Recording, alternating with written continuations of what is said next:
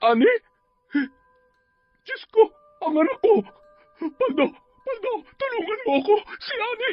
Ay, Diyos ko! Si Ani! Ang nakakaawa kong anak! Ano nangyari sa iyo? Sinong may kagagawan nito? Sinong pangas na gumawa nito sa iyo? Diyos ko, ang anak ko! Patawad! Patawad kung nahuli ako ng dating! Ako ang gumahasa sa nakababata mong kapatid. Ano naman ngayon? Wala kayong matibay na ebidensya para ipakulong ako. Saka, hindi nyo rin naman yun magagawa dahil mahirap lang kayo. Mga dukha. Walang-wala kayo sa aming pamilya. Kahit anong krimen ang gawin namin, malulusutan namin yon kasi mayaman kami. At higit sa lahat, makapangyarihan. Ani, lumaban ka anak. Maaaring pipi ka, ngunit maaari ka pang lumaban. Anak, tuturuan kita kung paano mambarang. Simula ngayon, ang pambabarang ang magiging boses mo upang mailabas mo ang nasa saloobin mo. Ngayon, matitikman na nila ang sigaw ng ginahasang piping dalaga. Taon 1900. Antike, si Ani ay isang dalagita na isinilang na kailanman ay hindi nagkaroon ng boses upang ipahayag ang kanyang saloobin. Hindi man makapagsalita, ngunit masipag siya at may mabuting kalooban. Hindi rin maipagkakaila ang kakaiba niyang kagandahan. Maagang nawala ang ama ni Ani dahil sa sakit sa puso, kung kaya lumaki siya at ang kanyang nakatatandang kapatid na si Paldo sa pangangalaga ng kanilang nanay na si Aling Celia. Isang babae na kinatatakutan ng ilan sa kanilang lugar dahil sa kanyang pagiging mambabarang. Araw ng Sabado, kagaya ng nakagawian, 4:00 pa lang ng madaling araw ay nagising na si Ani at ang kanyang ina at maagang naghanda ng kanilang almusal. Si Ani ang naghugas ng pinagkainan noong nakalipas na gabi, samantala si Aling Celia naman ang nagsaing at nagluto ng ulam. Habang abala ang mag-ina sa kanilang ginagawa, mahimbing naman na natutulog si Paldo sa kanilang silid. Naglalaway pa ang lalaki at malakas ang paghilik na tila mahimbing ang pagkakatulog. Anak, ikaw na muna ang bahala dito sa bahay. Pupunta muna ako sa tindahan ni Manding. Bibili lamang ako ng kape, ha? Tumango na lamang si Ani dahil sa tinuran ng kanyang ina. Nung mga sandaling yon, nasa bakuran sila. Kaagad siyang sumenya sa ina na mag-iingat yon. Napangiti si Aling Celia sa kanya marahan na niyakap ang dalagang anak.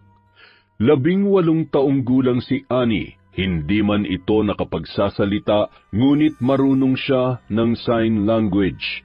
Sige na anak, pumasok ka na sa loob. Aalis na muna ako.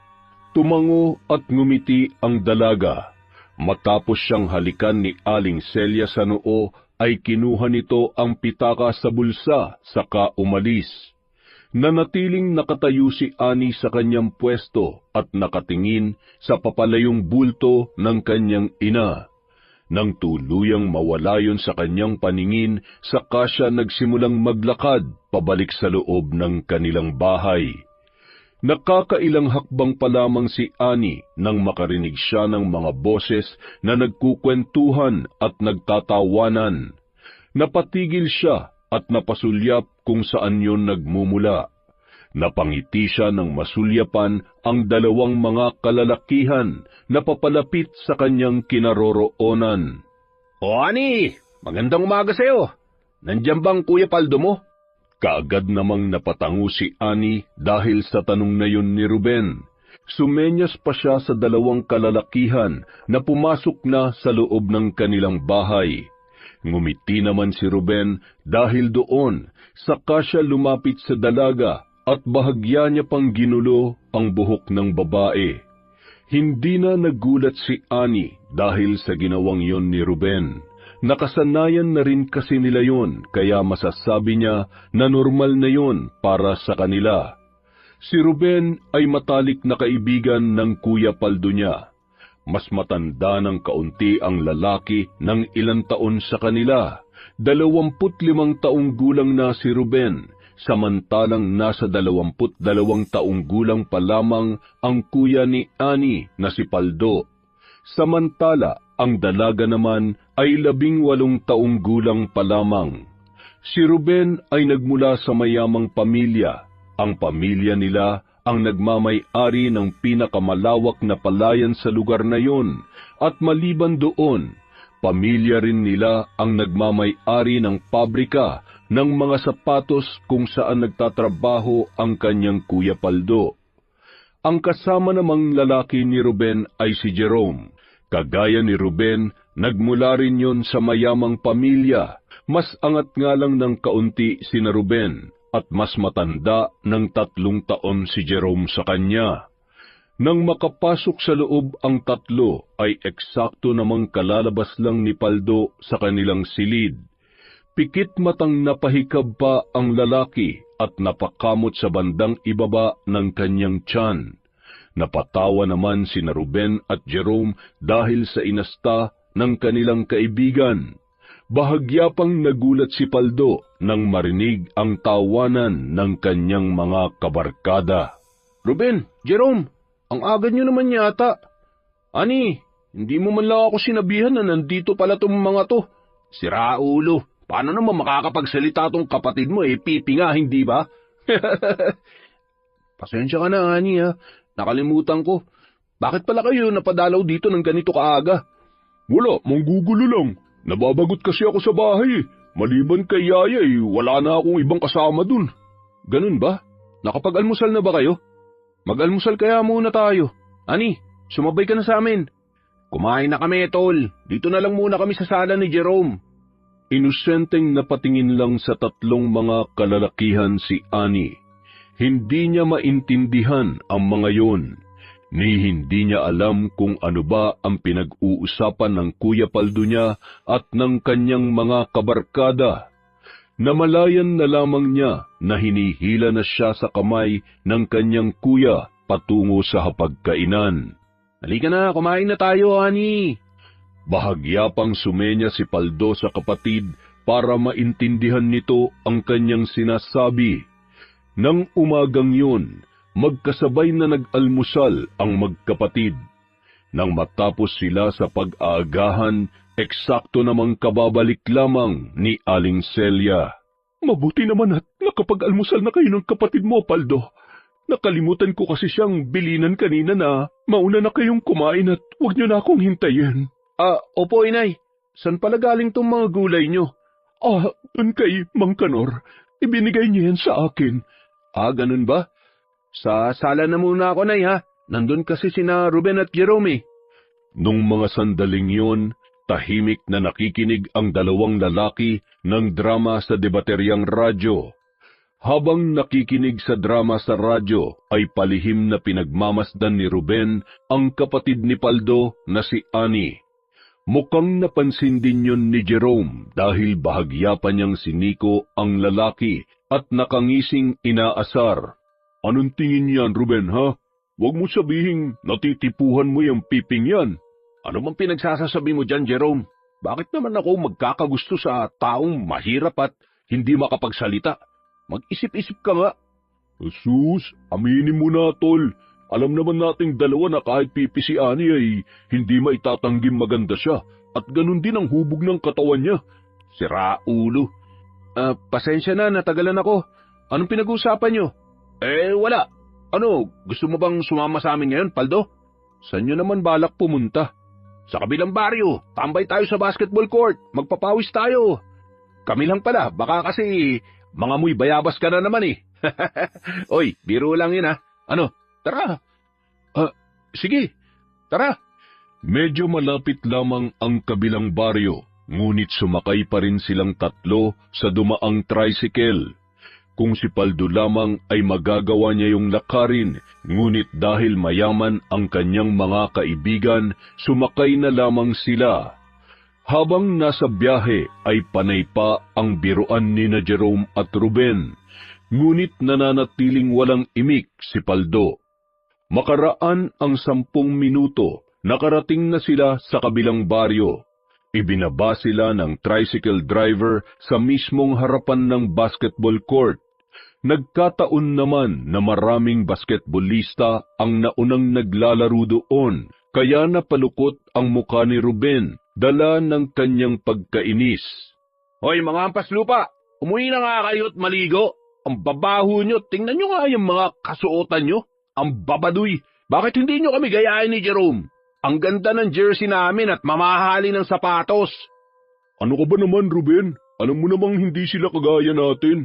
Hindi nila mabaybili ang ganitong klase ng sapatos at jersey. Palibasa kasi, mga daga yung mga yan. Hoy, ang yayabang nyo ah. Gusto nyo ba ng suntukan? Suntukan na lang oh. Pasensya ka na pero hindi kami pumapatol sa daga eh. Saka baka mahawa pa kami sa sakit mo. Lumayo ka nga sa amin. Ang baho mo. Ang yayabang nito ah.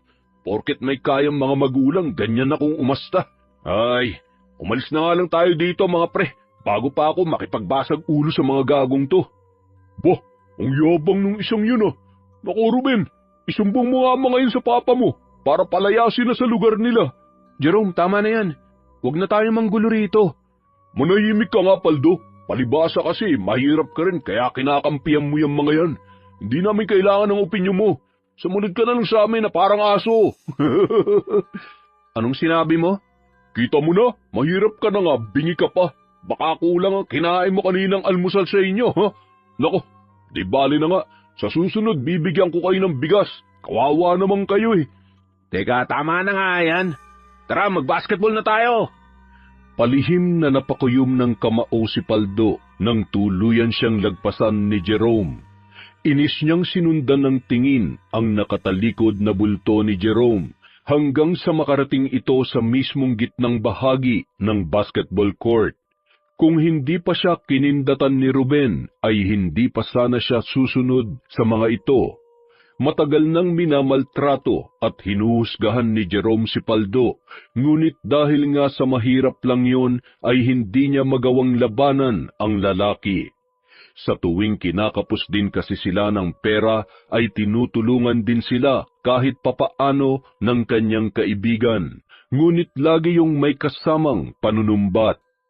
Kung gaano kasama ang ugali ni Jerome, ay mas masama pa ang ugali ni Ruben. Masakit din ito kung makapagsalita at sobrang napakayabang. Pinalaki kasi siya ng kanyang mga magulang na punong-puno ng luho. Hindi rin malabanan ni Paldo si Ruben dahil natatakot ang lalaki na baka ipatanggal siya ni Ruben sa kanyang trabaho. Pustahan tayo, Paldo. 1-on-1 tayong dalawa. Kapag ako nanalo, didilaan mo tong sapatos ko. Ano? Aba, maganda nga yung naisip mo ah. Pero kapag nanalo naman si Paldo, may pabuya siyang pera. Tama, tama. Ano, Paldo? Payag ka ba? 5,000 ang itataya ako. Ayoko, kayo na lang. Umaatras ka? Eh kung gulpihin kaya kita, pati na rin nanay mo mambabarang. Huwag mong idamay ang nanay ko dito. Sige, maglaro tayo. Nagtangis ang mga ngipin ng binata. Mas lalo siyang nagalit ng mga sandaling yon. Ayos lang sana sa kanya kung siya ang lalaitin ng mga ito. Ngunit iba na ang usapan kapag ang nanay o ang kapatid niya na ang pinagtatawanan. Kaagad namang kinuha ni Ruben ang bola, saka ang lalaki na rin ang mismong nagsilbing referee ng dalawa. Maya-maya pa, nagsimula na ang laban. Si Jerome ang unang may hawak ng bola, samantalang si Paldo naman ang depensa. Malikot kung gumalaw si Jerome, ngunit hindi hamak na mas maliksi sa kanya si Paldo. Bawat pagtira ni Jerome ng bola ay nagagawang depensahan ni Paldo, kaya palagi itong nabibigong makapag-shoot. At nang mabigyan ng pagkakataon si Paldo na mahawakan ang bola, tila ba isa na itong ganap na pro player dahil sa bawat pagtira niya ay palagi itong pumapasok sa mismong ring.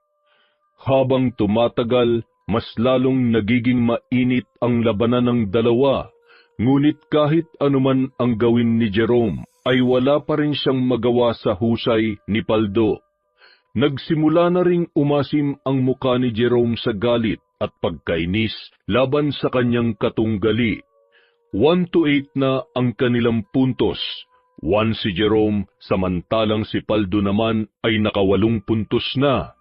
Kakaibang tensyon ang namamagitan sa dalawa. Bumibigat na ang hangin na nakapalibot sa kanila.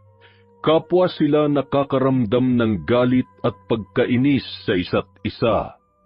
Nang mga sandaling yun, si Paldo pa rin ang may hawak ng bola. Nagtagis pa ang mga ngipin ni Jerome nang sikuhin niya si Paldo at sapilitang inagaw ang bolang hawak nito. Hindi pa nakontento si Jerome kaya sinikmuraan niya pa ang binata at sa halip na saring ipasok ang bola ay hinambalos niya yun sa muka ng kanyang kaibigan. Nagulat ang mga taong naroroon dahil sa ginawang yon ni Jerome. Bumagsak si Paldo sa sahig ng basketball court. Napahawak ito sa kanyang ulo. Sa sobrang lakas ng pagkakabato ni Jerome, pakiramdam niya ay para siyang tinamaan ng malaking bato sa kanyang muka. "Mandaraya ka kasi, kaya yan ang napala mo. Balak mo pa ako ipahiya sa mga tao dito ah. Ano bang pinagsasasabi mo, Jerome? Hindi ako nandadaya." "Sinungaling ka! Bilis, dilaan mo sapatos ko!" "Hoy Jerome, napakasama mo talaga. Porket mayaman ka, ginaganyan mo na si Paldo. Eh ikaw naman ang mandaraya. Mahiya ka nga, ang dami nakakakita oh." "Manahimik kang hayop ka, wala kang kwenta. O ano, Paldo, didilaan mo pa ang sapatos ko o doon ako gaganti sa kapatid mong Pipi?" "Huwag mong idadamay si Ani rito. Hoy Paldo, matuto kang lumugar ha. Wala kang karapatang sigawan si Jerome. Mamaya mo ipatanggal kita kay Papa sa trabaho." Nabigla ang lahat nang biglang lumapit si Paldo kay Jerome. Tinaasan pa siya ng kilay ng lalaki at sinenyasan siya nito na dilaan ang kanyang sapatos. Nanginginig na napakuyom ng kamao si Paldo, ngunit dahil sa natatakot siyang baka madamay ang kanyang kapatid at ang kanyang nanay ay wala siyang nagawa, kundi ang unti-unting lumuhod. Marami ang napasinghap at naggalit ng masaksihan na dinilaan ni Paldo ang suot na sapatos ni Jerome. Malakas namang napatawa ang dalawa dahil sa ginawang yon ni Paldo. Kaagad namang lumapit ang iba pang mga kalalakihan para sana ipagtanggol ang binata nang biglang napatayo si Paldo at hinarangan ang mga yon. "Paldo, ano bang ginagawa mo? Hindi mo ba nakikita ipinapahiya ka na ng dalawang mokong na yun? Huwag kayong makialam, problema ko to. Hayaan mo na lang. Paldo, ayos lang ako. Huwag na kayo mag-alala. Kaya kong sarili ko." "Kita mo na, kaya naman pala ni Paldo ang sarili niya eh. Kaya, umalis na kayo rito." "Ano, Jerome, uwi na tayo? Baka nakarating na si Aya Maylay. May pinabili kasi ako sa kanya eh." "Sige, tayo na. Paano Paldo? Mauna na kami ha. Salamat pala sa paglinis mo sa sapatos ko." "Sige, mag-iingat kayo." Bahagya pang sinuntok ni na Jerome at Ruben si Paldo sa balikat na ikinangiwi ng lalaki. Nanatiling nakatayo si Paldo mula sa kanyang pwesto. Sinundan niya ng tingin ang nakatalikod na bulto ng dalawang kaibigan na papalayo na sa kanya. Nagtatawanan ang mga yon na tila ba walang nangyari. Nang tuluyan na silang mawala sa paningin ni Paldo, saka siya muling napahawak sa kanyang braso at ulo. Pakiramdam niya ay may bumugbog sa kanya dahil sa sobrang sakit ng kanyang katawan. "Paldo, matuto ka ring lumaban. Hindi sa lahat ng oras ay hahayaan mo silang apihin ka. Masasanay ang mga yan. Mga tarantado mga yan eh." "Sige tol, salamat ha." Malumanay na nagsimulang maglakad si Paldo papalayo sa basketball court at mula roon mag-isa niya yung nilakad pabalik sa kanilang baryo. Napaluhan na lamang si Paldo nang muling sumagi sa kanyang isipan ang mga nangyari. Hindi niya rin maiwasang magalit sa sarili dahil hindi man lang siya gumawa ng paraan upang ipagtanggol yun. Galit na galit siya, ngunit gustuhin man niyang lumaban ay hindi niya pa rin yun magagawa dahil sa takot na baka madamay ang kanyang nanay at ang kanyang kapatid na babae. Nang tuluyang makauwi si Paldo sa kanilang bahay, naabutan pa niya sina Nanay Celia at Ani na naglalaba ng damit sa kanilang bahay. Nakagawian na ng mga ito na sa labas maglaba upang maiwasang bumaha ng tubig sa loob ng kanilang bahay dahil ang sahig nila ay lupa lamang. Napansin ni Paldo na nakangiti ang mga ito at kahit naabala sa kanilang mga ginagawa, ay mukhang masaya pa rin ang dalawa. Napansin ni Aling Celia ang presensya ng kanyang anak na lalaki dahil napasulyap ito kay Paldo sa kanya sinenyasan na lumapit sa kanila. "Oh, Paldo, ano nangyari sa iyo? May pasa ka ah. May nakaaway ka na naman ba?" Wala po, inay. Aksidenteng tinamaan lang ako ng bola dun sa basketball court. "Tumigil ka na kaya sa pakikipaglaro ng basketball, anak? Napapansin ko kasi na sa tuwing naglalaro kay palagi kang umuuwing may pasa sa katawan. Noong nakaraan ay may bukol ka pa nga sa noo at may sugat sa bibig." Ayos lang po ako, inay. Malayo ito sa bituka. Malakas ako. Ano ba kayo? Alam kong malakas ka, anak. Ngunit ang sa akin lamang ay dapat nag-iingat ka. Kumain ka na muna rin sa loob. May natirang kanin at ulam roon. Sige po, nay. Pagkatapos kong kumain, tutulungan ko kayo sa paglalaba ni Ani. Wag na, anak. Magpahinga ka na lang sa silid mo. Patapos na rin kami rito. Pagsulyap niya kay Ani ay nginitian siya noon. Mabilis na tumakbo ang oras. Nang sumunod na araw, 3:00 pa lang ng madaling araw ay nagising na si Aling Celia at maging ang mga anak niyang sina Ani at Paldo. Nakagawian na kasi nilang mag-iina na sa tuwing araw ng linggo ay magsisimba sila. 4:00 na ng umaga nang umalis sila sa kanilang bahay. Sa bayan pa kasi sila magsisimba at 2 baryo rin ang pagitan nito mula sa kanila. Nang dahil sa wala silang sapat na perang pambayad sa tricycle ay nilalakad lang nila ang mahaba-habang daanan bago sila tuluyang nakakarating sa simbahan. Mag-aalas 5 na nang sila ay dumating doon. Agaw pansin pa sila ng mangilan-ngilang tao nang makapasok sila sa loob. Hindi na rin bago sa kanila yun dahil sa tuwing nakikita sila ng ibang tao ay talaga namang pinag-uusapan sila. Hindi ba yan yung babaeng mambabarang? Palagi yung pumapasok sa loob ng simbahan, ngunit halang naman ang kaluluwa. Ano pa nga bang maasahan mo sa isang mambabarang? Malamang mamamatay tao yan, hindi ba? Huwag ka na magsalita at baka marinig ka pa nila. Nakakatakot pa naman ang mga yan magalit. Baka wala sa oras ay gantihan nila tayo sa pamamagitan ng barang. Tama ka. Sige, manahimik na lamang tayo bago pa nila tayo marinig. Napailing-iling na lamang si Aling Celia dahil sa tinuran ng 2 matanda. Malamang ay maririnig pa rin niya ang kanilang pag-uusap dahil maliban sa malakas ang kanilang boses ay nasa harapan lang nila nakaupo ang nasabing matatanda. Matagal nang usap-usapan si Aling Celia sa kanilang lugar dahil sa pagiging isa niyang mambabarang. Mayroon din kumakalat na istorya dati na kaya raw namatay ang kanyang asawang si Manuel ay dahil binarang niya. Ngunit ang totoo ay wala naman talaga siyang kasalanan.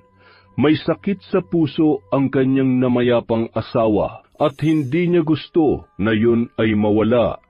Kung hindi lang sana maagang namatay ang kanyang mister, marahil ay maganda rin ang kanilang buhay ng kanyang mga anak. Ayos lang po ba kayo, Nay? Huwag niyo na silang pakinggan. Hayaan yung mga yan. Ayos lamang ako, anak. Huwag ka mag-alala.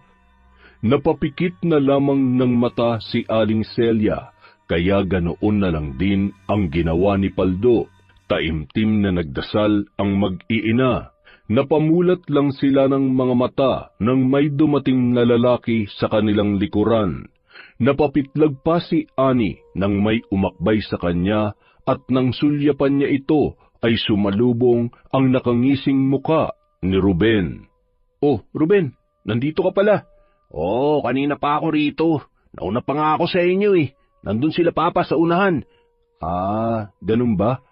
Nang matapos ang misa, sumabay sa kanila si Ruben sa paglabas. Huminto lang sila sa mismong harapan ng simbahan upang hintayin ang mga magulang ng binata. Mula sa malayo, natanaw ni Aling Celia ang mayamang mag-asawa na palabas ng simbahan. Sa kasuotan pa lamang ng mga ito ay malayong malayo na sa itsura nila. Mukhang galante ang dalawa at tila ba nagniningning dahil sa sobrang gara at ganda ng kanilang kasuotan. "Magandang araw sa inyo, Doña Lai at Don Jericho. Ang gaganda naman ho ng mga damit ninyo at halatang mamahalin." Ruben, halika na. Umalis na tayo. Meron pa tayong papasyalan. Pa, hindi po ako sasama sa inyo. At bakit naman? Huwag mong sabihin pupunta ka na naman sa bahay niyang sina Celia. Natitiyak mo bang ligtas ka ron? "Mawalang galang na po, Don Jericho. Mahirap lamang po kami, ngunit nasisiguro ko sa inyo na ligtas sa amin si Ruben." Mabuti sana kung mahirap lang kayo. Ang problema ay, hindi ba isa kang mambabarang? Saka paano kung yung mga alaga mong insekto kumapit sa balat ng anak ko? "Don Jericho, wala ho kaming..." Manahimik ka, babae. Kilala kita, at huwag kang sumabad sa usapan namin mag-ama dahil isang hamak ka lamang na hampas lupa. Nay, tama na po. Hayaan na lang po natin sila. O paano, Paldo? Alis na kami, ha? Sige, ingat na lamang kayo. "Hay nako anak, bakit pa ang hiling mong lumapit sa mga hampas lupang yan? Nako, paano kung magkasakit ka, kakalapit mo sa kanila? Hindi mo alam kung naliligo ba ang mga yan. Halika na, pagkapasok mo sa sasakyan, mag-alcohol ka kaagad." Opo, sige po, ma. Palihim na napaismid si Aling Celia. Dati pa naman ay nayayabangan na talaga siya sa mga magulang ni Ruben. Kung siya lang sana ang masusunod ay hindi niya pagtatrabahuhin ang kanyang anak na si Paldo sa pabrika nila Ruben. Ngunit dahil kapos sila ay wala siyang magawa, kundi hayaan na lamang at magtiis. Nang tuluyan ng makaalis sina Ruben, saka sinenyasan ni Aling Celia si Annie na kung ano raw ba ang gusto nitong gawin. Araw naman ng linggo kaya binabalak ni Aling Celia na mamasyal muna sila. Kapag ipinagpabukas kasi nila ay magiging abala na naman sila sa kani-kanilang mga trabaho. Nay, mabuti pa pumunta tayo kina Tiyo Tomas. Sa pagkakaalam ko kasi ngayong araw ang ani nila ng mais. "Ay sige, pwede na rin at para naman makadalaw tayo sa tiyo mo."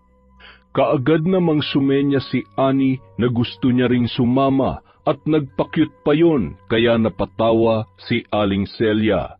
Bahagya niyang ginulo ang buhok ni Annie sa kanya niyakap ang kanyang dalawang anak. "Oo naman, siyempre sasama ka, Annie. Tara na, tulungan natin ang Tiyo Tomas ninyo sa pag-aani ng mga mais." Si Tomas ang nakatatandang kapatid ng asawa ni Aling Celia. May katandaan na ang nasabing lalaki, ngunit wala itong pamilya. Nag-iisa lamang yon sa buhay. Hindi kagaya ni Aling Celia ay may kaya naman kahit papaano si Tiyo Tomas. Medyo strikto nga lang ang lalaki, ngunit ilang beses na rin silang tinulungan noon. Mula sa bayan ay tinahak ng mag-iina ang daan patungo sa kabundukan. Sa bundok kasi naninirahan si Mang Tomas dahil sa kagustuhan nito na payapa ang lugar. Isa pa, sakitin kasi ang lalaki kaya para sa kanya ay mas maganda ang manirahan sa kabundukan dahil maliban sa sariwang hangin ay sariwa rin ang mga pagkain. May kalawakan ang bukid na inaasikaso ni Mang Tomas. Hindi siya ang nagtatanim doon, kundi kumukuha siya ng mga tao na pwedeng upahan para magtanim sa kanya. Isa na si Paldo sa tumutulong sa matanda sa pagtatanim. Nang makarating sa bukid sina Aling Celia, ay agad nilang nasulyapan ang maliit na kubo ng matandang lalaki. Tuwang-tuwa pa si Ani nang makita niya si Mang Tomas na nakaupo sa duyan nito. Kaagad na tumakbo ang dalaga palapit sa kanyang tiyuhin. Sa dalawang magkakapatid, si Ani ang pinakamalapit kay Mang Tomas. O Celia, napadaan kayo. Sabi kasi ni Paldo na ngayong araw daw kayo mag-aani ng mais. Balak sana ng mga bata na tumulong. Ay nako, hindi pa ngayon. Sa Miyerkules pa. Ay, ganoon po ba? Pasensya na po, Nay. Akala ko kasi ngayon yun eh. Sa Miyerkules pa po pala. Nakapag-agahan na ba kayo? Pumasok muna kayo sa loob ng kubo ko. Tamang-tama, nagluto ako kanina ng nilagang saging. Ipagtitimpla ko rin kayo ng kape. Tulungan ko na po kayo, Tiyo. Ani, halika rito. Sige, halika kayo. Pumasok kayo sa loob. May natira pa akong kanin riyan. Baka gusto nyo rin kumain. Ito bagoong. Masarap tong ipari sa saging, Nay. May pagka-istrikto man si Mang Tomas, ngunit hindi maitatanggi na may mabuting kalooban pa rin siya, lalo na sa kanyang mga pamangkin.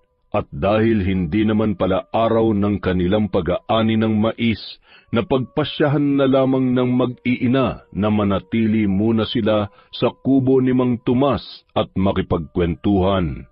Sa sobrang pagkalibang ng mga bata, hindi man lamang nila namalayan ang mabilis na pagtakbo ng oras.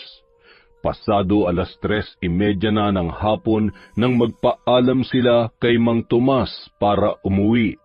Pinadalhan pa sila ng matandang lalaki ng suka na gawa sa tuba, na siyang paborito ng dalagang si Ani. Makalipas ang 4 na araw, Huwebes, masama ang panahon ng tanghaling yun. Makulimlim ang kalangitan at malakas ang hangin na tila ba nagbabadyang bumuhos ang napakalakas na ulan. Nang mga sandaling yun, nasa sala sina Ruben, Jerome at Paldo. Masama kasi ang lagay ng panahon kaya hindi na pumasok sa trabaho ang binata. Tahimik na nakikinig ng balita sa debateryang radyo ang tatlo nang biglang pumasok sa loob ng bahay si Ani. May buhat pa na isang basket ang dalaga na puno ng mga nilabhang damit. Nakita naman yon ni Aling Celia na nasa pintuan ng kusina.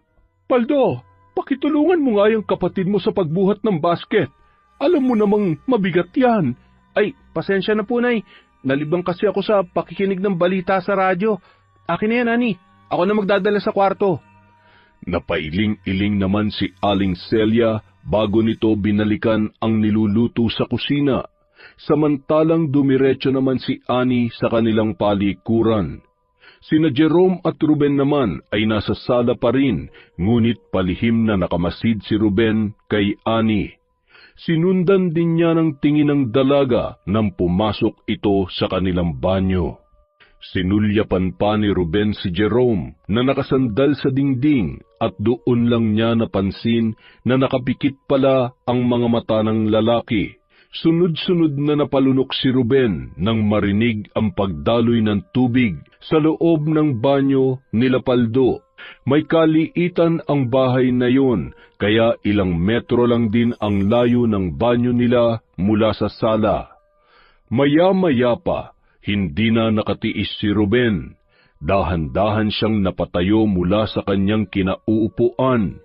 Naging maingat siya sa pagkilos upang hindi makalikha ng anumang ingay at upang hindi magising si Jerome. Nung mga sandaling yun ay biglang bumuhos na rin ang napakalakas na ulan. Nagtagumpay si Ruben sa kanyang binabalak. Nakarating siya sa harapan ng banyo na walang balakid. Gawa sa kawayan ang banyo nila Paldo at meron yung mga kakaunting siwang. Mula sa maliit na siwang ay palihim na napasilip roon si Ruben. Tila ba nabuhayan siya ng dugo nang masilip doon si Ani na wala ng saplot ang buong katawan. Walang kamalay-malay ang dalaga na binobosohan pala siya ng lalaki. Sunod-sunod ang pagkakalunok ni Ruben. Napaayos siya ng pagkakatayo at napahawak sa kanyang dibdib. Pakiramdam niya anumang oras ay mawawala na siya sa kanyang sarili dahil sa sobrang init na kanyang nararamdaman. Akmang bubuksan na sana ni Ruben ang pintuan ng banyo nang biglang may nagsalita sa kanyang likuran.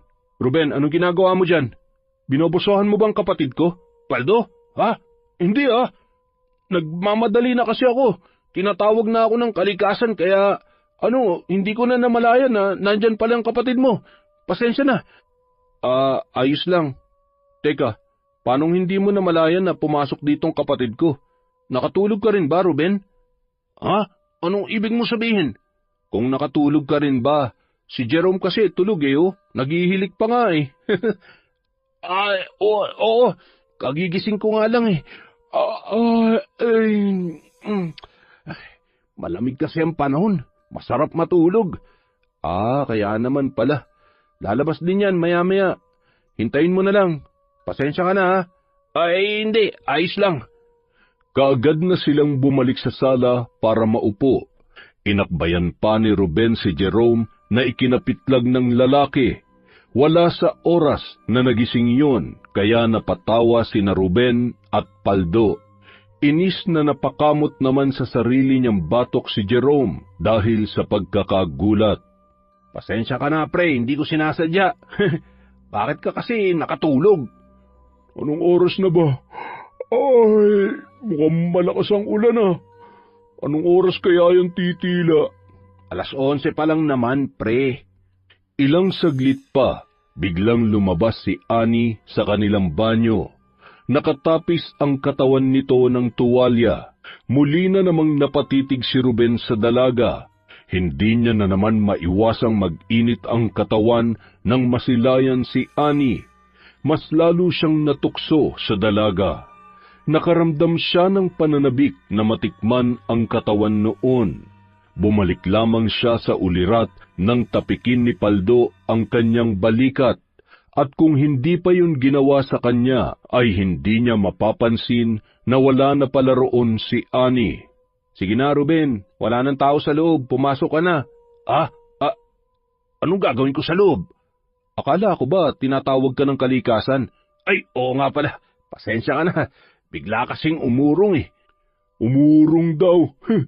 Ano pre, huwag mong sabihin pinagnanasaan mo si Ani kanina habang natutulog ako." "Sira ulo, manahimik ka dyan." "Paldo, anak, tawagin mo na mga kaibigan mo at si Ani. Kakain na tayo." "Ano, Ruben? Kakain ka ba?" "Malakas ang ulan at gutom na rin naman ako. May magagawa pa ba ako?" "Sige, ikaw na lang ang kumain. Ako, ayoko." Natigilan si Jerome nang malanghap ang amoy ng niluluto ni Aling Celia. Pinakbit na may manok ang niluto ng ginang. Sa amoy pa lang ay hindi sinasadyang nakaramdam ng pagkatakam si Jerome. Pakiramdam niya ay bigla na lamang siyang nagutom kaya wala sa oras na napatayo at nauna pa kina Paldo at Ruben na tumungo sa hapagkainan. Napailing-iling naman na sumunod si Ruben sa lalaki. Naabutan pa ni Ruben si Jerome na nakatitig sa ulam na hinain ni Aling Celia. Sa ibabaw ng mesa ay may nakahanda na ring mga pinggan at kutsara, ngunit napansin niya na ang 2 pinggan na naroon ay mukhang bago at ganun din ang 2 pares ng kutsara at tinidor. Gawa sa plastik ang ibang plato samantalang babasagin naman ang 2. Jerome, akala ko ba hindi ka kakain? "Manahimik ka nga dyan. Nandito na pala kayong 2. Sige na, maupo na kayo.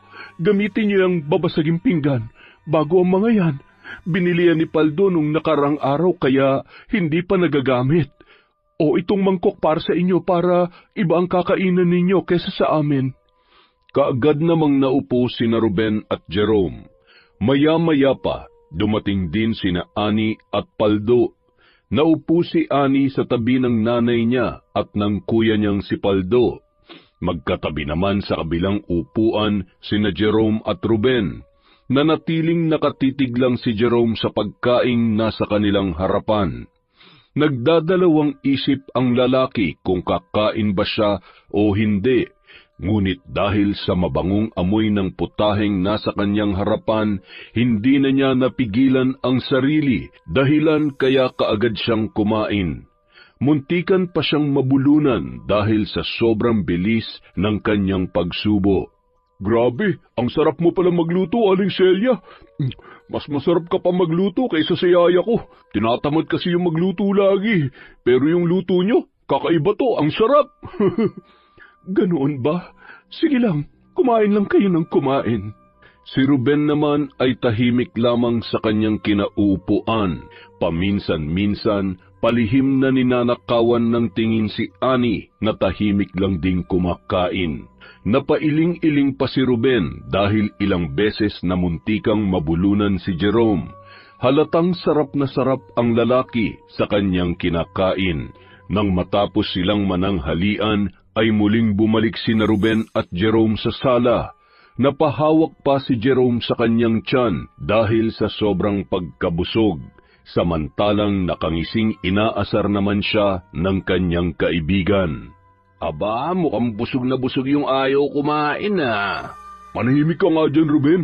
Oh, mukhang tumitila na ang ulan. Ang malas ko naman ngayong araw. Sana pala hindi ako nagpadala sa amoy nung niluto ni Aling Celia. Paano kung may gayuma pala yun, Ruben? Hindi ko rin alam. Basta konti lang ang kinain ko, hindi kagaya mo. Biglang umasim ang mukha ni Jerome. Kaagad siyang kumaripas ng takbo palabas sa bahay nila Aling Celia. Pakiramdam niya, siya ay maduduwal. Nagkataon naman na papabalik na sa sala si Paldo, kaya nakita niya ang buong pangyayari.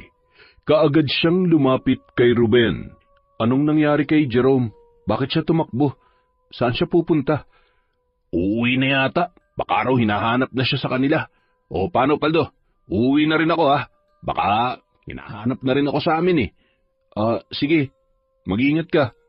Kaagad namang umalis si Ruben.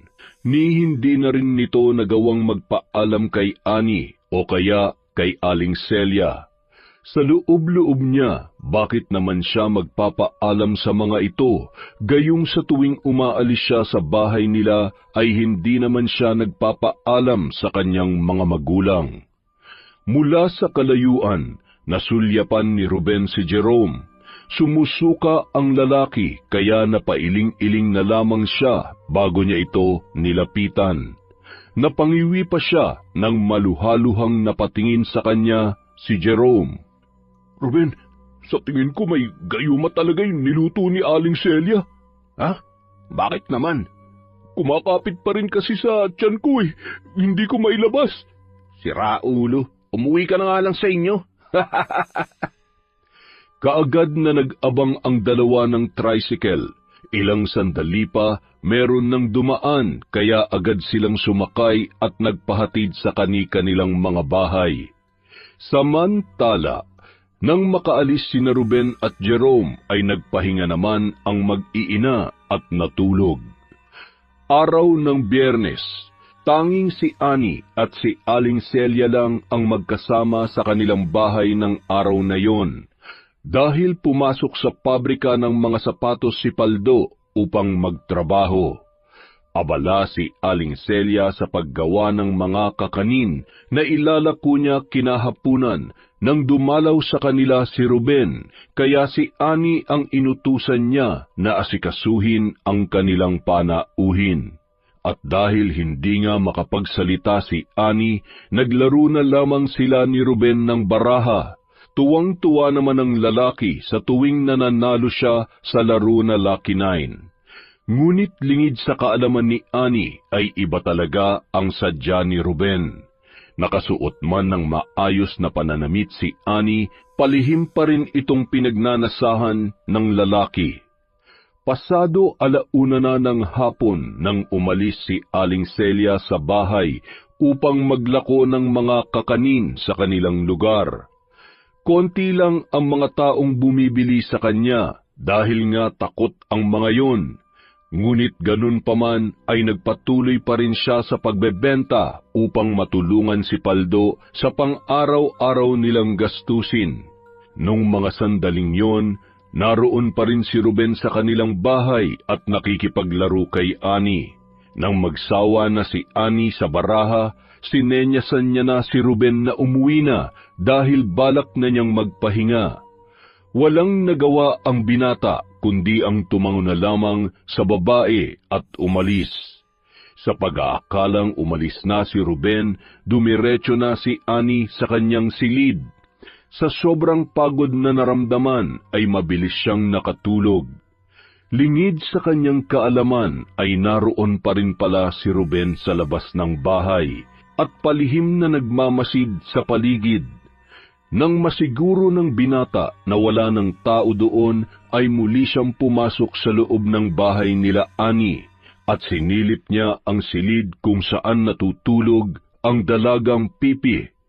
Mahimbing ang pagkakatulog ni Annie ng mga sandaling yon, nang bigla siyang makaramdam na parang may humahawak sa kanyang hita. Nang imulat niya ang kanyang mga mata, gayon na lamang ang pagkakagulat niya nang bumungad sa kanya si Ruben. Hubot-hubad na nakatayo ito sa kanyang harapan habang hinihimas ang kanyang katawan. Bago pa man makagawa ng ingay si Annie, mabilis na tinakpan ni Ruben ang kanyang bibig. Huwag ka nang pumalag, Annie. Kahit na sumigaw ka pa, wala rin naman makakarinig sa'yo kasi nga pipi ka, di ba? Hayaan mo na lamang ako sa gusto ko dahil natitiyak ko sa'yo na masasarapan ka rin sa gagawin natin. Matagal na kitang pinagnanasahan, Annie. Pipi ka man, pero hindi ko may tatanggi na baliw ako sa mukha at katawan mo. Sabik na ako matikman ka, Annie. Huwag ka nang pumalag. Marahas na hinubaran ni Ruben ng damit si Annie at ng araw din yon ay walang awa niyang ginahasa ang kaawa-awang dalagang Pipi. Sinubukan pa ni Annie na manlaban, ngunit hindi hamak na mas malakas si Ruben kumpara sa kanya. Walang nagawa ang dalaga kundi ang umiyak ng umiyak habang binababoy siya ng lalaking tinuring pa naman din niyang kaibigan. Nang magsawa na si Ruben sa ginawa niya kay Annie, saka siya nagsuot ng damit.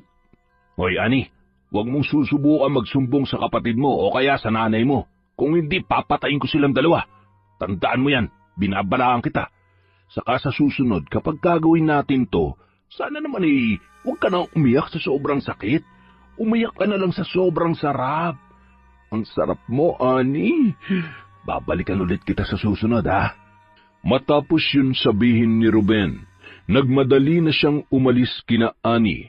Samantala, ang babae naman ay naiwan sa silid nito na walang tigil sa pag-iyak.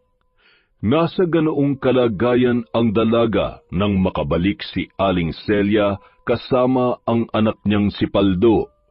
Halos 2 oras at kalahati rin kasing nawala si Aling Celia dahil nag-ikot-ikot sa baryo at naglako ng mga kakanin.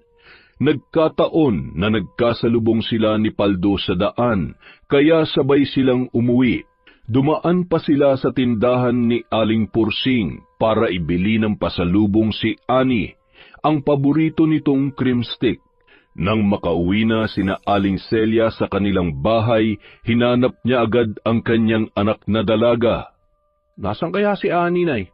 Nakatulog siguro sa kwarto niya.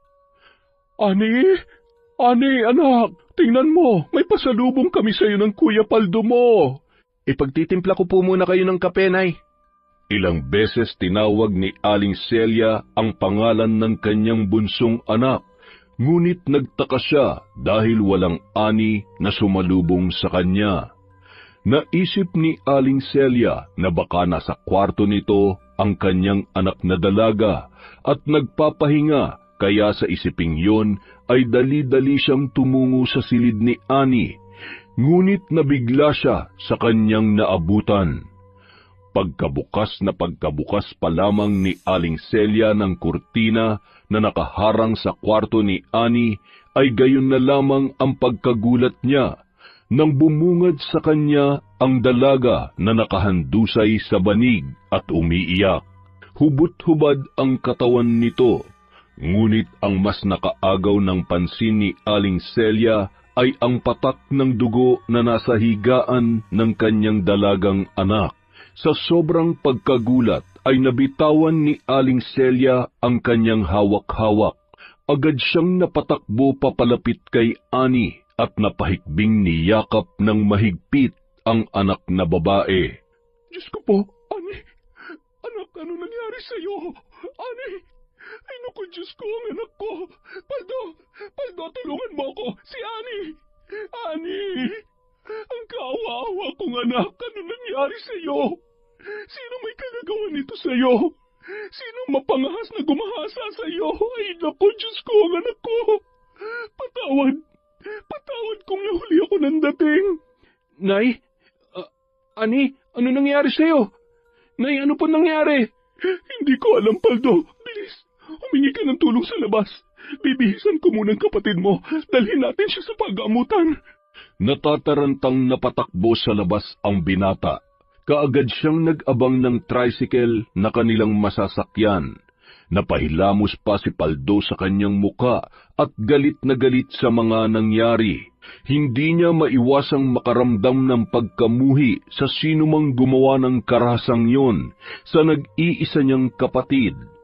Nang hapon ding yon, sinugod nila si Annie sa pinakamalapit na pagamutan sa kanilang lugar.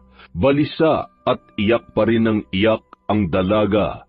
Kung hindi pa siya tinurukan ng pampakalma, ay hindi pa yon titigil sa kakaiyak.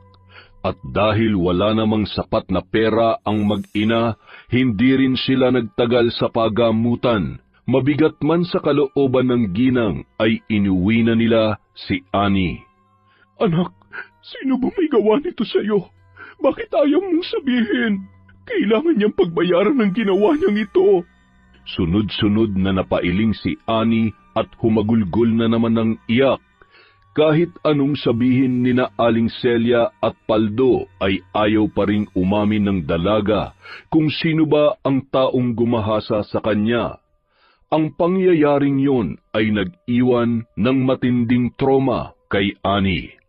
Palagi itong nagkukulong sa kanyang silid at halos hindi makakain ng tama, kaya sapilitang napahinto si Aling Celia sa paglalako ng mga kakanin upang mabantayan ang kanyang anak. Ilang beses din dumalaw sina Ruben at Jerome sa bahay nila Annie, ngunit maging ang mga ito ay ayaw tingnan man lang ang piping dalaga. Isang gabi, mahimbing na natutulog noon si Paldo nang makarinig siya ng mahinang ungol na nagmumula sa kwarto ng kapatid niya. Kaya agad na napabalikwas ng bangon ang binata at patakbong pumasok sa loob ng silid ng kanyang kapatid.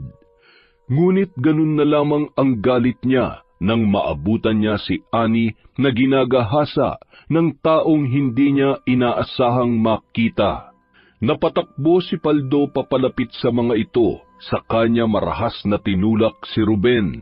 Dahil sa sobrang galit na kanyang naramdaman, mabilis at sunod-sunod na sinuntok ni Paldo si Ruben.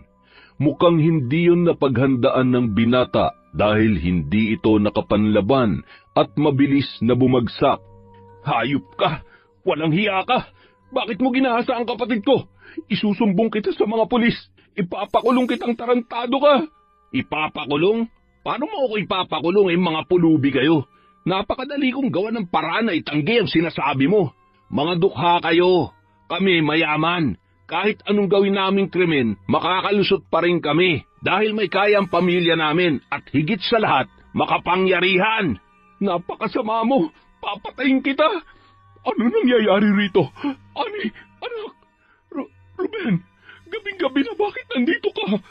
Ikaw ang gumahasa sa anak ko! Bago pa man muling makalapit si Paldo kay Ruben, ay mabilis siyang tumayo, saka nito marahas na itinulak si Aling Celia at patakbong tumakas.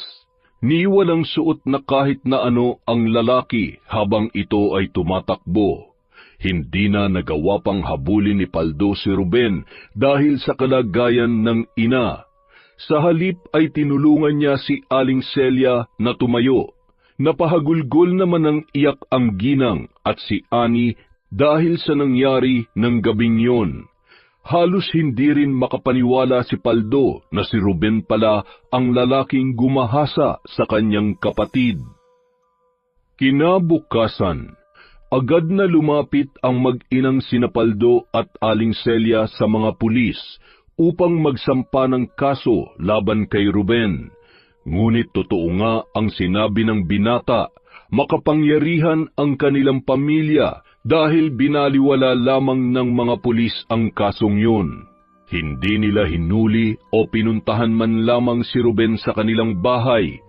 Sumugod sina Aling Celia at Paldo kina Ruben, ngunit ang ama lamang ng binata ang kanilang nakaharap. Napakawalang hiya ng anak mo, Jericho! Ipapakulong ko siya! Wala kang karapatang sabihan ng ganyan ng anak ko, Celia. Sa tingin mo ba, may maniniwala sa inyo na ginahasa ng anak ko ang pipi mong anak? May ebidensya ba kayo, ha? Mga hayop kayo! Ikaw nga pala, Paldo. Tanggal ka na sa trabaho. Umalis na kayo rito bago ko pa kayo ipakulong. Bilisan ninyo, umiinit ang ulo ko. Walang nagawa sina Aling Celia at Paldo, kundi ang umalis na lamang. Nang makauwi ang dalawa ay ganun na lang ang pagkagulat nila nang maabutan nila si Ani na nasa sala at tahimik na nagbabasa ng lumang aklat. Nang suriin ni Aling Celia kung ano ang aklat na yun, siya ay nabigla nang mapagtanto na aklat yun ng mga mambabarang. Ani, anong ginagawa mo? Masyado yung mapanganib. Paldo, hayaan mo siya, anak. Pero nay, hayaan mo siya. Masyadong makapangyarihan ang pamilya ng mga hayop na yon. Kaya ano man ang gawin natin, ay hindi natin mabibigyan ng hustisya ang ginawa nila kay Ani. Hayaan mong si Ani na mismo ang gumanti sa kanila. Pero nay, Ani, sige, lumaban ka, anak. Maaaring pipi ka, ngunit maaari ka pa ring lumaban. Anak, tuturuan kita kung paano mambarang. Simula ngayon, ang pambabarang ang magiging boses mo upang mailabas mo ang nasa saloobin mo. Nang mga sandaling yun, nanlilisik ang mga mata ni Aling Celia. Maging siya ay labis niyang kinamumuhian si Ruben at maging ang pamilya nito. Hindi niya hahayaan na habang buhay silang api-apihin ng mga taong yon. Simula ng araw na yon, nagsumikap si Ani na matutunan ang pambabarang. Wala siyang araw na pinapalampas upang matuto. Nagliliyab ang galit at pagkamuhi sa puso ng dalaga. Samantala, problemado naman sina Aling Celia at Paldo dahil walang mahanap na trabaho. Hindi na rin makapagbenta si Aling Celia ng mga kakanin sa lugar dahil walang masyadong bumibili sa kanya dahil sa usap-usapan na siya ay mambabarang. Tuluyan din silang siniraan ng pamilya ni Ruben sa kanilang mga kababaryo. Ang mga pangyayaring yon ay nabalitaan ni Mang Tomas, kaya pinuntahan sila ng matandang lalaki at ito na rin mismo ang tumulong sa kanila. Mabuti na lamang may kakilala si Mang Tomas sa kabilang bayan na nagmamay-ari ng panaderya, kaya nagawa niyang ipasok doon si Paldo. Kakarampot lamang ang sweldo sa panaderya, ngunit sapat na yun upang may maitulong siya sa kanyang ina para ipangtustos sa araw-araw nilang gastusin. 2 buwan ang nakalipas. 2 buwan pa lamang, ngunit marami nang nagbago, lalo na sa pagkatao na magkapatid na sina Paldo at Ani. Dahil sa pagpupursigi ng dalaga, sapat na ang panahong yun para matutunan ang pambabarang. Araw ng Martes, nagkataong namamalengke si Paldo nang makasalubong niya si Jerome. Simula kasi nang mangyari ang alitan nila ni Ruben, hindi na rin nakikipag-usap sa kanya ang binata. Nakangising nilapitan pa siya ni Jerome at tiningnan mula paa hanggang ulo. "Hindi ka pa rin nagbabago, Paldo. Hampas lupa ka pa rin." Ano naman sa'yo? "Ang balita ko hindi nyo raw nagawang ipahuli yung taong gumahasa sa kapatid mo. Ano nga ba naman ang laban nyo pagdating sa mga kaso na yan? Mahirap kayo. Saka, buti nga may pumatol pa sa kapatid mo. Anong sabi mo? Tarantado ka, papatayin kita." Nanlilisik ang mga mata ni Paldo nang hilahin niya ang kwelyo ng damit ni Jerome. Nabitawan din nito ang dala niyang supot ng isda. Sunod-sunod niyang sinuntok ng malakas ang dating kaibigan. Mukhang hindi yun inaasahan ng lalaki dahil bahagyang namutla ang mukha nito at nanginginig na napaatras papalayo sa kanya. Napuno ng hiyawan ang buong paligid. Kaagad na lumapit ang ilan sa mga kalalakihan at pinigilan ang dalawang lalaki, ngunit nakawala si Paldo sa pagkakahawak ng mga ito.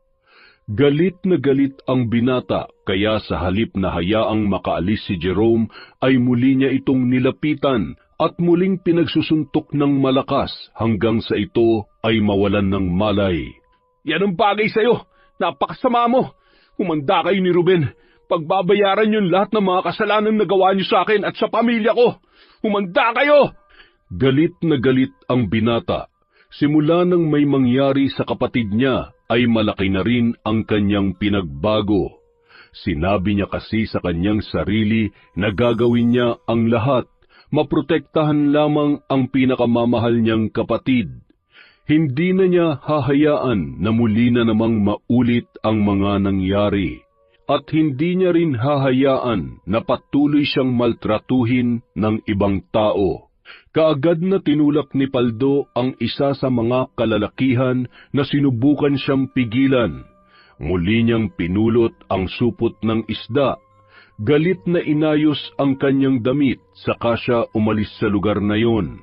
Samantala, naiwan naman si Jerome sa kalsada. Namumutla pa rin ang lalaki sa mga sandaling yun at bakas ang takot sa kanyang muka.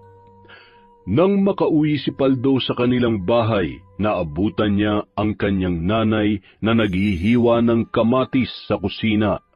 Kaagad niyang ibinigay ang supot ng isda na kanyang binili.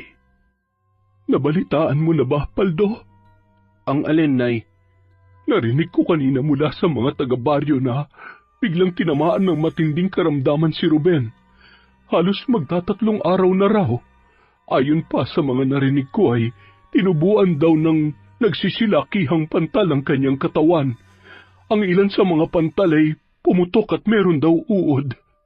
"Ano po ang sakit niya?" "Hindi pa ako sigurado. Ngunit sa tingin ko ay isinasagawa na ng kapatid mo ang kanyang paghihiganti."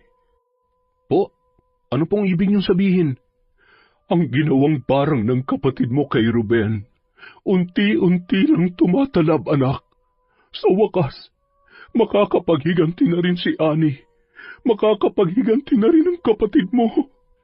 Natahimik ang binata sa kanyang mga narinig. Kung dati ay pinakikisamahan niya si Ruben, ngunit dahil sa mga ginagawa nito, hindi na siya nakaramdam ng awa sa dating kaibigan. Nasa ganoon silang tagpong mag-ina nang pumasok sa kusina si Annie. Kung dati ay mahinhin at mukhang inosente ang dalaga, sa pagkakataong yon ay hindi na makitaan ng anumang emosyon ang kanyang muka. Napatunayan din ni Paldo na ang demonyo ay hindi ipinapanganak, kundi tao mismo ang lumilikha dito. Nang dahil sa mga ginawa ni Ruben, ang inosente niyang kapatid ay tuluyan ng nagbago. Pagbabago na hindi niya inaasahang mangyari. Nang sumunod na araw, naging mainit ang usap-usapan sa bayan nila Ruben. Mas lalo kasing lumala ang kalagayan ng binata at desperado na rin ang mga magulang nito sa paghahanap ng mahusay na manggagamot. Ang ilan kasi sa sumubok na pagalingin ang kanilang anak, hiningan lamang sila ng malaking halaga, ngunit walang nagbago sa karamdaman ni Ruben.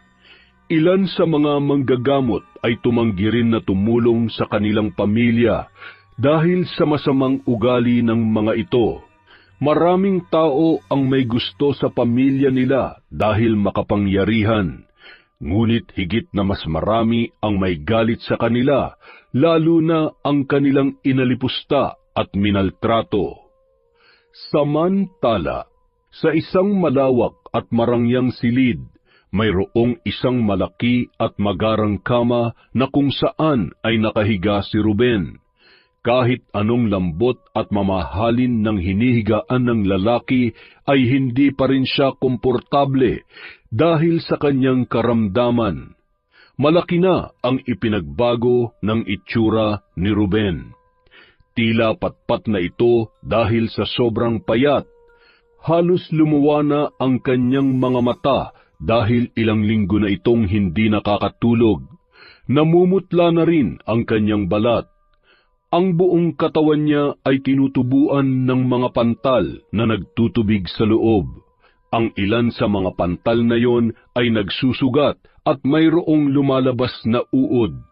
Maliban doon, lumolobo na rin ang tiyan ni Ruben na tila ba 4 na buwan ng buntis. Maging ang binata ay labis na nandidiri na sa kanyang sarili. Jericho, ano nang gagawin natin? Nakakaawa naman ang anak ko. Ano ba nangyayari sa kanya? Sino bang may kagagawan nito? Lay, hindi ko na kayang nangyayaring ito sa ating anak. Jericho, anong ibig mo sabihin? Lay, ilang taong ko rin itong itinago sa iyo at sa anak natin. Ngunit may iba akong babae. Dati ayaw kong ipaalam sa iyo dahil ayaw kong mawala kayo ng anak natin. Ngunit dahil sa mga nangyayari ngayon sa pamilya natin, hindi ko na kayo maaaring piliin pa. Isang kahihiyan ang mga nangyayaring ito. Ayoko na. Iiwan ko na kayo ni Ruben. Namilog ang mga mata ng Donya nang marinig niya yon sa kanyang asawa.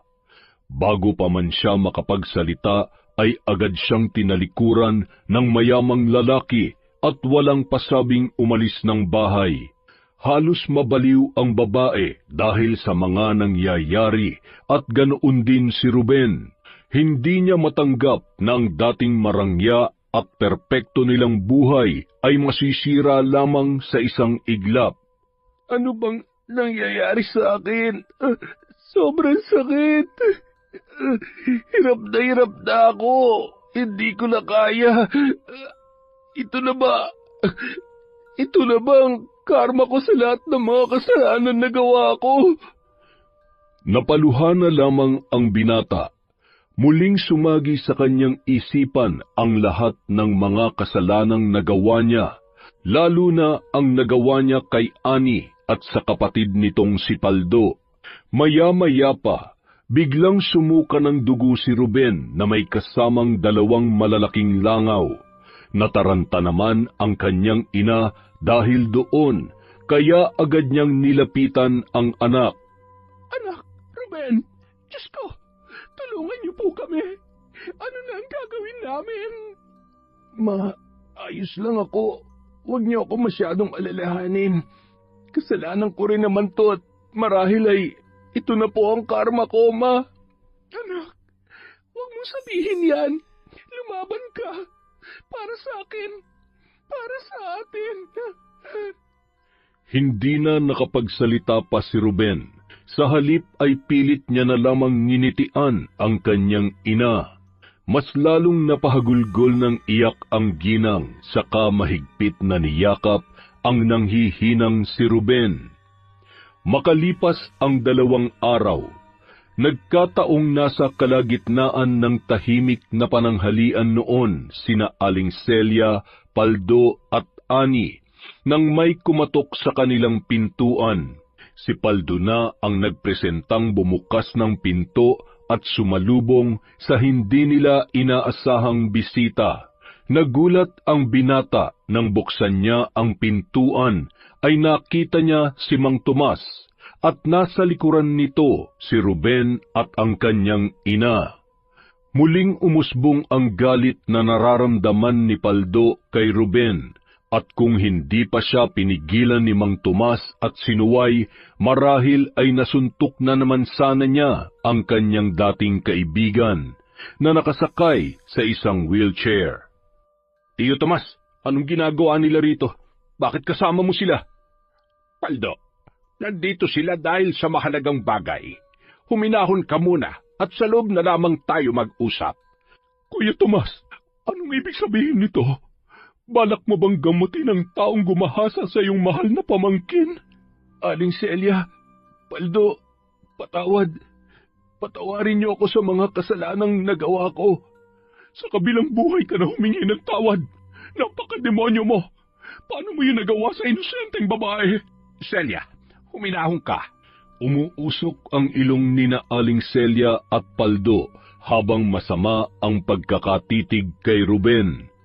Nung mga sandaling yun ay naroon na sila sa sala. Nasa ganoon silang kalagayan nang dumating si Annie. Napaatras pa ang dalaga nang makita niya ang hindi inaasahan nilang mga panauhin. Nag-aalalang napasulyap naman si Paldo sa kanyang kapatid.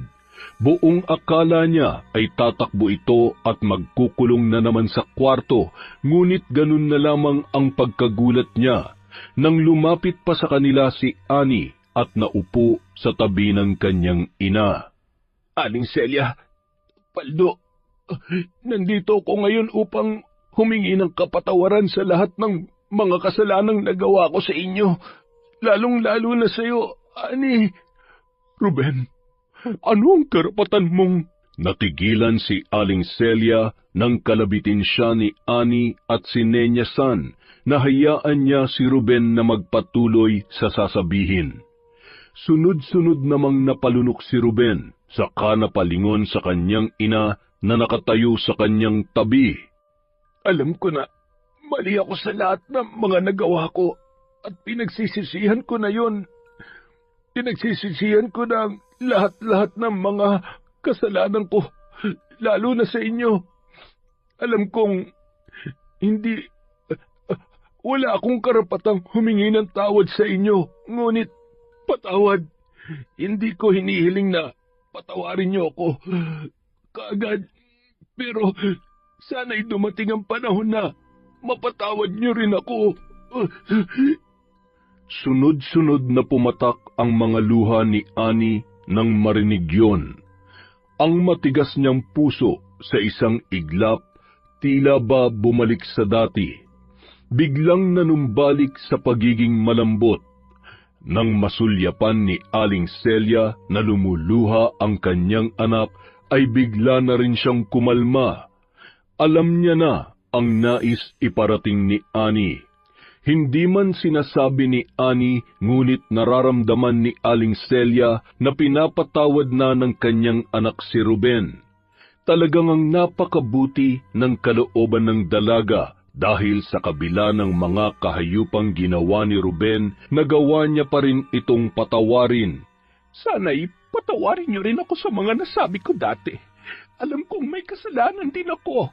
Kung pinalaki ko lang sana si Ruben na may magandang asal at mabuting kalooban, marahil ay hindi sana nangyari ang lahat ng ito. Bilang ina ni Ruben, humihingi rin ako ng kapatawaran sa inyo. Balak kong dalhin si Ruben sa Amerika. Susubukan kong doon na lang siya ipagamot, ngunit hindi ako sigurado kung malulunasan pa ba ito gayong alam ko na hindi ito normal na karamdaman lang. Alam kong merong bumarang sa kanya. Nakakalungkot man, ngunit hindi ko kayo masisisi. Nanatiling walang imik sina Aling Celia at Paldo, ngunit sa loob-loob ni Aling Celia, imposible nang gumaling pa si Ruben, dahil tuluyan ng kumalat ang sumpa ng barang sa kanyang katawan. Alam niya yon dahil isa ring mambabarang si Aling Celia. Muling napasulyap ang ginang kay Annie na ng mga sandaling yon ay nakatingin kay Ruben. May awa sa kanyang mga mata. Mukhang napansin ni Ani na nakatingin sa kanya ang kanyang ina, kaya binalingan din niya ito ng tingin. Sa kasumenyas, nakatingin din si Ruben at ang kanyang ina sa dalawa. Hindi nila maintindihan kung ano ang ibig sabihin ng mga sinesenyas ni Ani. Maya-maya pa, biglang napatayo ang dalaga saka ito umalis sa kanilang harapan. Nagtatakang napatingin naman si Ruben at ang nanay niya kay Aling Celia na nung mga sandaling yon ay nakuha ng ngumiti. Aling Celia, ano pong nangyayari? Ruben, pinapatawad ka na ni Ani sa lahat ng mga kasalanang nagawa mo sa kanya. At gusto sana niyang ipaalam sa inyo na buntis siya at ikaw ang ama ng kanyang dinadala. Ano po ang gagawin ko?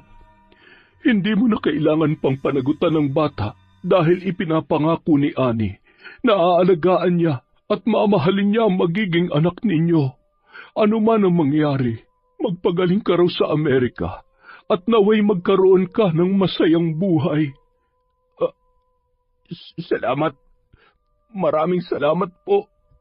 Matapos ang pangyayaring yon, masayang umalis sina Ruben at ang kanyang ina. Napatawad na siya ni Ani, ni Aling Celia at ni Paldo. Nung araw ding yon ay binabalak na ng mag-ina na tumungo sa Maynila upang doon hintayin ang kanilang flight papunta sa Amerika. Subalit nang makarating sina Doña Lai at Ruben sa bahay nila ay biglang bumagsak si Ruben at sa pagkakataong yon ay alam na ni Ruben ang kanyang sasapitin. Napangiti si Ruben sa kanyang ina. Ma, patawad sa lahat ng problemang ibinigay ko sa inyo. Mahal na mahal ko po kayo. Anak, mahal na mahal ka rin ni Mama. Ruben, anak ko. Nung mga sandaling yon, tuluyan ng nalagutan ng hininga ang binata.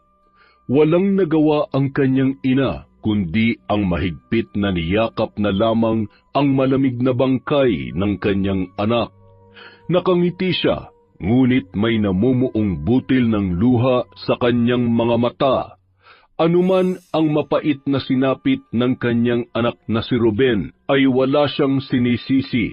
Nabalitaan ng mga taga-baryo ang mapait na sinapit ng binata, ngunit ang alam lang nila ay namatay si Ruben dahil sa malubhang karamdaman.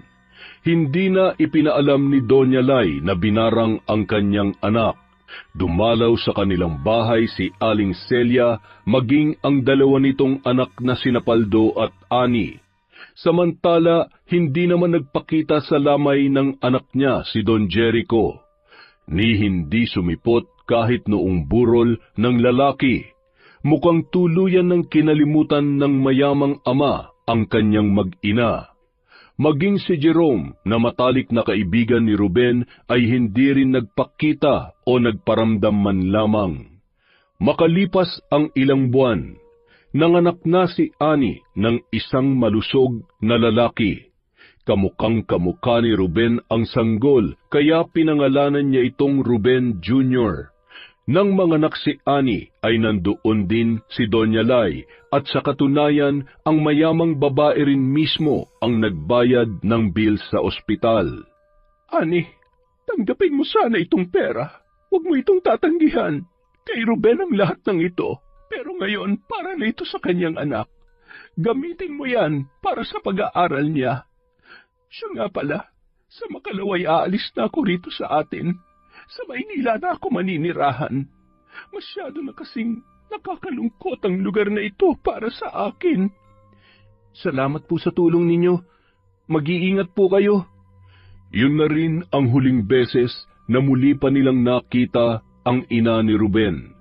Simula nang makaalis ang mayamang babae ay hindi na rin ito muli pang nagbalik. Maging ang mga ari-arian na naiwan nila ay tuluyan niya na ring inabandona. Kagaya ng ipinangako ni Ani kay Ruben, inalagaan at minahal niya ang anak nito.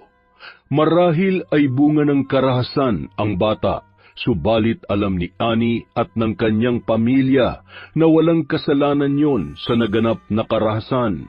Napatawad na rin naman niya si Ruben, kaya wala ng dahilan upang magkaroon siya ng galit sa kahit na sino man. Yon! Maraming salamat po sa pagtsatsaga ulit sa Kwentong Enteng. Para po sa shoutout, sa susunod po uli natin na video. Mag-iipon lang po tayo. Kung hindi man kayo nabanggit dati, sa susunod, mababanggit po ang inyong pangalan. Maraming salamat po mula sa Kwentong Enteng.